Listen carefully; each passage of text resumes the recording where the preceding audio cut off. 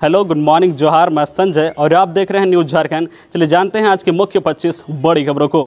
पहली बड़ी खबर की बात करें तो महापर्व छठ खरना श्रद्धापूर्वक संपन्न। अस्ताचलगामी सूर्य को पहला अर्घ्य आज। 4 दिवसीय लोक आस्था का महापर्व छठ के दूसरे दिन मंगलवार को खरना श्रद्धापूर्वक रांची समेत पूरे राज्य भर में संपन्न हुआ। व्रती बुधवार को अस्ताचलगामी सूर्य को पहला अर्घ्य देंगे। उदयमान भास्कर को अर्घ्य गुरुवार की सुबह में दिया जाएगा। अंतिम अर्घ्य के साथ ही 4 दिवसीय महापर्व छठ संपन्न होगा। इधर पहला अर्घ्य शाम 5:06 पर पड़ेगा, जबकि उदयमान सूर्य को अंतिम अर्घ्य गुरुवार की सुबह 6 बजे दिया जाएगा। व्रती ठेकुआ, केले की कांधी, गाजर, नारियल, मूली, हल्दी, अदरक, शरीफा समेत अन्य जो है ऋतु फल से भगवान सूर्य को अर्घ्य देंगे। रांची समेत पूरे राज्य भर में खरना श्रद्धापूर्वक संपन्न हुआ। व्रतियों ने शुद्ध रूप से खीर का भोग छठी मैया को अर्पित किया और खुद प्रसाद ग्रहण करने के बाद घर के सदस्यों और अन्य लोगों को वितरित किया। अगली बड़ी खबर की बात करें तो 11 से लोहरदगा टोरी के रास्ते दिल्ली जाएगी राजधानी। दिल्ली की दूरी 110 किलोमीटर घटी। अब मोरी बरकाकाना नहीं जाना होगा, 3 घंटे बचेगा समय। रांची दिल्ली राजधानी एक्सप्रेस 11 नवंबर से लोहरदगा टोरी के रास्ते नई दिल्ली जाएगी। रांची से दिल्ली जाने वाले राजधानी ट्रेन को टोरी पहुंचने के लिए अब मोरी बरकाकाना नहीं जाना होगा। इससे दिल्ली जाने में 3 घंटे की समय की बचत होगी। ट्रेन सीधे रांची से लोहरदगा होते हुए टोरी पहुंच जाएगी। अभी टोरी जाने में ट्रेन को लगभग 4 घंटे का समय लगता है, लेकिन जब यह ट्रेन लोहरदगा होकर चलेगी तो 2 घंटे में टोरी स्टेशन पहुंचेगी। रेलवे बोर्ड की तरफ से मंगलवार को इस संबंध में नोटिफिकेशन जारी कर दिया गया है। लगभग 1 साल पहले लोहरदगा स्टेशन को राजधानी के लायक तैयार किया गया था। तभी से इसकी मांग की जा रही थी कि राजधानी को लोहरदगा टोरी के रास्ते चलाया जाए, लेकिन अलग अलग कारणों से इसे स्थगित किया जा रहा था। अगली बड़ी खबर की बात करें तो झारखंड में 4 घरों में पसरा मातम। गिरिडीह में छठ घाट पर नहाते समय डूबने से 4 बच्चों की मौत। गिरिडीह में मंगलवार को उसरी नदी के छठ घाट पर डूबने से 4 बच्चों की मौत हो गई है। इससे 4 घरों में मातम पसर गया है।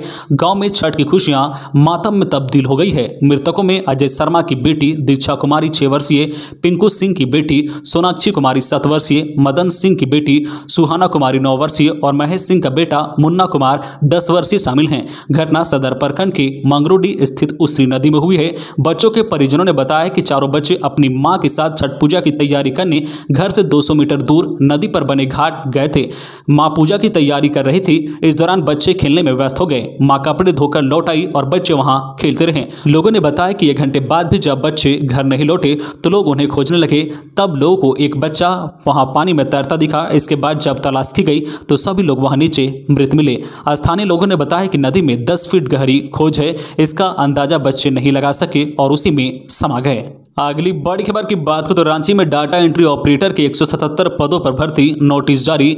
झारखंड के रांची से एक बड़ी खबर आ रही है। ताजा रिपोर्ट के अनुसार रांची में डाटा एंट्री ऑपरेटर के 177 पदों पर भर्ती निकली है। यह भर्ती सेंट्रल कोलफील्ड्स लिमिटेड सीसीएल के द्वारा निकाली गई है। इच्छुक उम्मीदवार अपनी योग्यता के अनुसार भर्ती प्रक्रिया में भाग ले सकते हैं। सीसीएल ने डाटा एंट्री ऑपरेटर के 177 पदों पर भर्ती को लेकर युवाओं से आवेदन मांगे हैं। इन पदों पर आवेदन करने के लिए उम्मीदवारों की योग्यता 10वीं 12वीं पास निर्धारित किया गया है। अधिक जानकारी के लिए आप नोटिस देखें। सीसीएल के पदों पर उम्मीदवारों का चयन एग्जाम में प्रदर्शन के अनुसार किया जाएगा।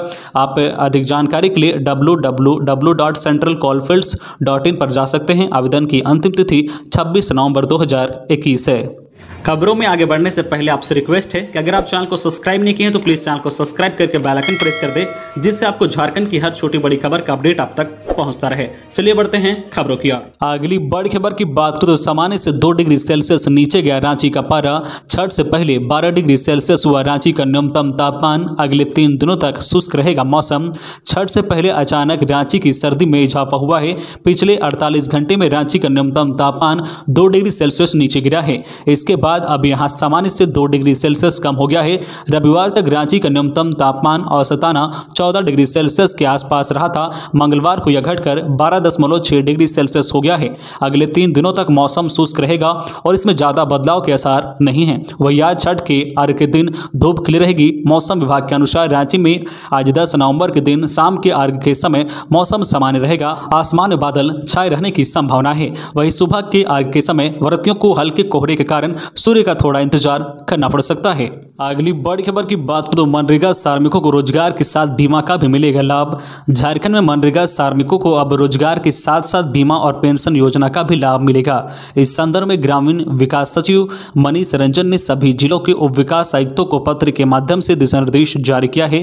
प्रेषित पत्र में सचिव ने स्पष्ट कहा है कि मनरेगा मजदूरों और उनके परिवार को आर्थिक रूप से सुदृढ़ करने के लिए उन्हें केंद्र सरकार की पेंशन तथा बीमा योजना से जोड़ने के लिए अभियान चलाया जाए।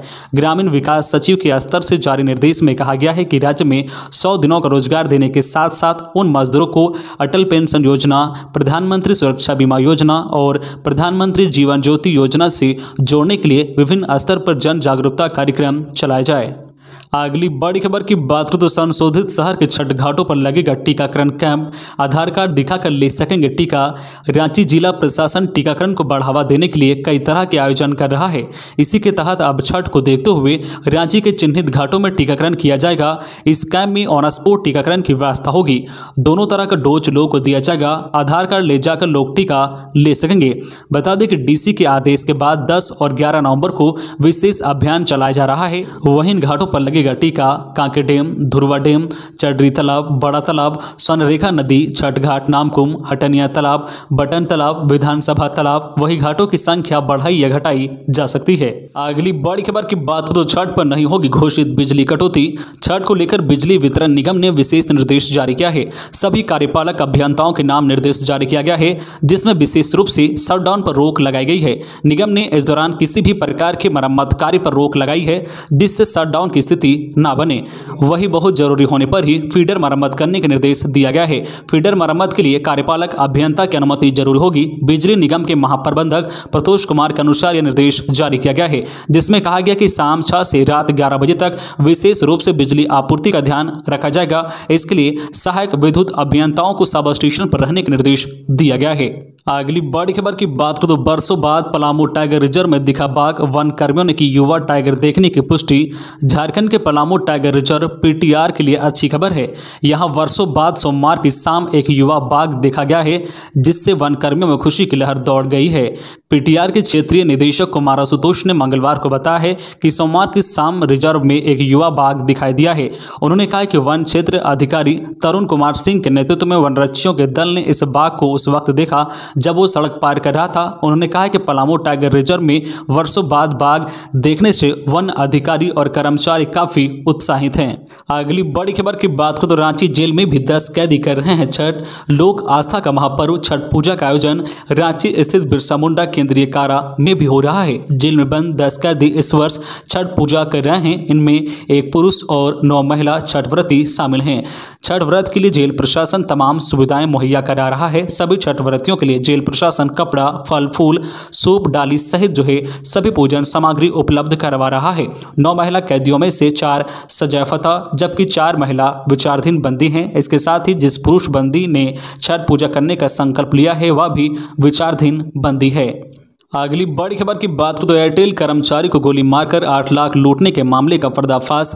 3 अपराधी गिरफ्तार। झारखंड के धनबाद शहर में दूरसंचार कंपनी एयरटेल के कर्मचारी को गोली मारकर उसके 8 लाख रुपए लूटने के मामले को पुलिस ने सुलझाने का दावा किया है। वरिष्ठ पुलिस अधीक्षक एसएसपी संजीव कुमार ने मंगलवार को अपने कार्यालय में प्रेस कॉन्फ्रेंसिंग कर कहा है कि पुलिस ने इस कांड में शामिल 3 लुटेरों को गिरफ्तार किया है। अगली बड़ी खबर की बात करें तो झारखंड आंदोलनकारी मानसा मांझी का निधन।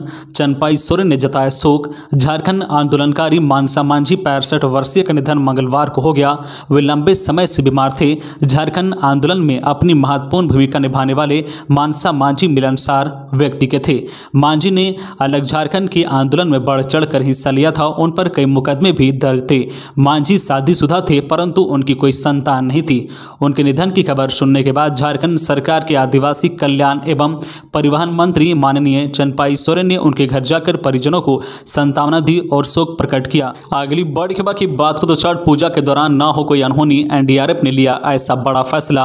कार्तिक छठ पूजा के मौके पर सुरक्षा के दृष्टिकोण से 9वीं बटालियन एनडीआरएफ बिहटा पटना की 17 टीमें बिहार और झारखंड राज्य में तैनात की गई है। इसमें बिहार राज्य में 14 टीम, पटना, बक्सर, भोजपुर, दरभंगा, नालंदा, मुंगेर और सुपौल जिले में एवं 3 टीमें झारखंड राज्य के रांची, जमशेदपुर और देवघर जिले के विभिन्न घाटों पर पर रेस्क्यू मोटर बोट और अत्याधुनिक बाढ़ बचाव उपकरणों के साथ तैनात की गई है। अगली बड़ी खबर की बात करें तो विभागों के रिक्त पदों पर नियुक्ति के लिए बन रही है नियमावली। झारखंड राज्य कर्मचारी चयन आयोग की परीक्षा संचालन नियमावली में संशोधन के आधार पर सभी विभागों के विभिन्न संवर्गों की नियुक्ति नियमावली में संशोधन किया जाना प्रस्तावित है। मुख्यमंत्री के निर्देश के बाद तृतीय और चतुर्थ वर्गीय पदों पर नियुक्ति के लिए स्थानीय और क्षेत्रीय भाषा के ज्ञान के साथ 10वीं और 12वीं झारखंड के मान्यता प्राप्त शिक्षण संस्थान से होना जरूरी किया गया है। इसी आधार पर विभागों में नियमावली बनाई जा रही है। जल्द ही कैबिनेट की बैठक में विभागों की नियमावली पर मुहर लगाकर विभागों में रिक्त पदों पर नियुक्ति शुरू की जाएगी। उल्लेखनीय है कि विभिन्न विभागों में करीब 2,44,000 पद खाली हैं। इन पदों पर सीधी नियुक्ति की जानी है। मुख्यमंत्री ने सभी विभागों के रिक्त पदों पर जल्द भर्ती करने का निर्देश दे रखा है। अगली बड़ी खबर की बात करें तो मधु कोड़ा केस में 1.5 साल बाद सुनवाई में आएगी तेजी। पूर्व मुख्यमंत्री मधु कोड़ा समेत 7 आरोपियों के खिलाफ 3,633.11 करोड़ रुपए व 24.30 लाख US डॉलर के मनी लॉन्ड्रिंग के मामले की सुनवाई में करीब 1.5 साल बाद तेजी आएगी। साथ ही मनी लॉन्ड्रिंग के आरोप में ट्रायल केस कर अन्य पूर्व मंत्रियों भानु प्रताप शाही व कमलेश सिंह के मामले की सुनवाई में भी तेजी आएगी। भानु एवं उनके परिजन पर 7.97 करोड़ व कमलेश एवं उनके परिजनों पर 5.83 करोड़ रुपए से अधिक मनी लॉन्ड्रिंग का आरोप है। कोविड-19 प्रकोप के कारण करीब 1.5 साल से उक्त मामलों में सुनवाई प्रभावित रही है। अदालत ने पिछले दिनों मनी लॉन्ड्रिंग मामले में निर्धारित तारीखों को हर रोज गवाहों को प्रस्तुत करने का निर्देश दिया था। अगली बड़ी खबर की बात करें तो लातेहार पुलिस को मिली बड़ी कामयाबी। फादर सुनील बाड़ा पर हुए हमले में 9 आरोपी गिरफ्तार, हथियार बरामद। लातेहार के नेत्रहाट निवासी फादर सुनील बाड़ा पर बीते 1 नवंबर आपराधिक हमले का खुलासा मंगलवार को पुलिस अधीक्षक लातेहार ने कर दिया है। इस हमले में पुलिस ने कुल 9 हमलावरों को गिरफ्तार कर लातेहार जेल भेज दिया है। इस मामले में लातेहार SP अंजनी अंजन ने बताया कि बीते 1 नवंबर को अज्ञात हथियारबंद अपराधियों द्वारा फादर सुनील बाड़ा पर हमला को लेकर शिकायत प्राप्त हुई थी, जिसके बाद महुआ टांड अनुमंडल पुलिस पदाधिकारी के नेतृत्व में विशेष टीम का गठन किया गया था। अगली बड़ी खबर की बात करें तो पर्यटकों को लुभा रहा है पतरातू डैम। खूबसूरती में 4 चांद लगा रहे हैं साइबेरियन पक्षी। PTPS का नलकारी डैम पिकनिक मनाने वालों के लिए पसंदीदा स्थल बन चुका है। डैम की प्राकृतिक छटा व मनमोहक दृश्य आकर्षित होकर लोग यहां मनोरंजन के लिए पहुंचते हैं। रामगढ़ जिले का पतरातू लेक रिजोर्ट में बड़ी संख्या में पर्यटक पहुंच रहे हैं। साइबेरियन पक्षी पतरातू डैम की खूबसूरती में 4 चांद लगा रहे हैं। तीनों ओर से ऊंची ऊंची पहाड़ियों से घिरा पतरातू डैम जाड़े के मौसम में और भी मनोरम लगता है। जाड़े के दिनों में आए साइबेरियन पक्षी डैम की छटा में 4 चांद लगाते हैं। डैम में सैलानियों के लिए पर्यटन विभाग द्वारा पर्यटकों के मनोरंजन के लिए पार्क समेत नौका विहार एवं ठहरने के लिए सरोवर विहार की व्यवस्था की गई है। इसके अलावा आसपास के ग्रामीण द्वारा नौका विहार समेत मोटर बोट की व्यवस्था भी की गई है। अगली बड़ी खबर की बात करें तो झारखंड अभियोजक की अरेस्टिंग पर झारखंड हाईकोर्ट नाराज। कहा लगता है पटना पुलिस ने वकील की किडनैपिंग की है, क्यों नहीं FIR हो। झारखंड सरकार के अपर लोक अभियोजक रजनीश वर्धन की गिरफ्तारी पर हाईकोर्ट ने नाराजगी जाहिर की है। पटना पुलिस के बिना किसी प्रक्रिया का पालन किए वर्धन को घर से उठाकर ले जाने के मामले में मंगलवार को सुनवाई हुई। इसमें जस्टिस सुजीत नारायण प्रसाद और जस्टिस आनंद सेन की अदालत ने बिहार पुलिस की कार्यशैली पर सवाल उठाए हैं। अदालत ने कहा है कि ऐसा प्रतीत होता है कि पटना पुलिस ने वकील को किडनैप किया है। इसके लिए दोषी पुलिसकर्मियों पर क्यों न प्राथमिकता दर्ज की जाए। अदालत ने कहा है कि अधिवक्ता को देर रात उनके घर से गिरफ्तार किया गया है। घर वालों को वकील को गिरफ्तारी का कारण भी नहीं बताया गया है। यह पुलिस की ज्यादती और यह कानून को हाथ में लेने जैसा है। कोर्ट ने बिहार के गृह सचिव को प्रतिवादी बनाते हुए उन्हें 25 नवंबर तक जवाब पेश करने का निर्देश दिया है। साथ ही पटना और रांची के SSP को भी जवाब दाखिल करने का निर्देश दिया है। अगली बड़ी खबर की बात करें तो मध्याह्न भोजन योजना 1 साल से छात्रों को नहीं मिला कुकिंग कॉस्ट। झारखंड राज्य खाद्य आयोग ने शुरू की कार्रवाई। मध्याह्न भोजन योजना के तहत झारखंड में बीते 1 साल से अधिक समय से कुकिंग कॉस्ट की राशि नहीं देने को झारखंड राज्य खाद्य आयोग ने गंभीरता से लिया है। आयोग ने शिक्षा विभाग को पत्र भेजकर पूछा है कि छात्रों को सितंबर 2020 से कुकिंग कॉस्ट की राशि का भुगतान क्यों नहीं किया गया है। मामले में क्या जिम्मेवार पदाधिकारी पर विभागीय कार्रवाई शुरू की गई है। आयोग ने यह भी जानना चाहा है कि सितंबर 2020 से अब तक कुकिंग कॉस्ट की राशि और अंडा या फल के बदले दी जाने वाली राशि के राज्य भर में भुगतान की क्या स्थिति है। कोरोना काल में संक्रमण की रोकथाम के लिए मध्याह्न भोजन योजना बंद है। अगली बड़ी खबर की बात करें तो विस्फोटक के साथ 3 सप्लायर गिरफ्तार, 5 लाख नगद जब्त। पुलिस को सूचना देने वाला ही निकला आरोपी। झारखंड की राजधानी रांची के तुपुदानो ओपी क्षेत्र के गुटिया गांव निवासी रोहित तिड्डू के घर से गुप्त सूचना के आधार पर भारी मात्रा में विस्फोटक बरामद किया गया है। इसके साथ ही बिरसा बाखला के घर से नगद 5 लाख रुपए बरामद किया गया है। तुपुदाना पुलिस ने विस्फोटक सप्लाई करने के आरोप में 3 आरोपियों को गिरफ्तार किया गया है, जिसे पुलिस ने गिरफ्तार कर लिया है। इनसे पूछताछ की जा रही है। आपको बता दें कि पुलिस को सूचना देने वाला ही इस मामले में आरोपी निकला। तो ये थी आज की झारखंड की टॉप बड़ी खबरें। इसी तरह झारखंड की हर छोटी बड़ी खबर देखने के लिए आप हमारे चैनल न्यूज झारखंड चैनल को सब्सक्राइब करके बेल आइकन प्रेस कर दीजिए, जिससे आपको झारखंड की हर छोटी बड़ी खबर का अपडेट आप तक पहुंचता रहे। तो आज के लिए बस इतना ही, हमें दीजिए इजाजत, फिर मिलते हैं नेक्स्ट न्यूज में।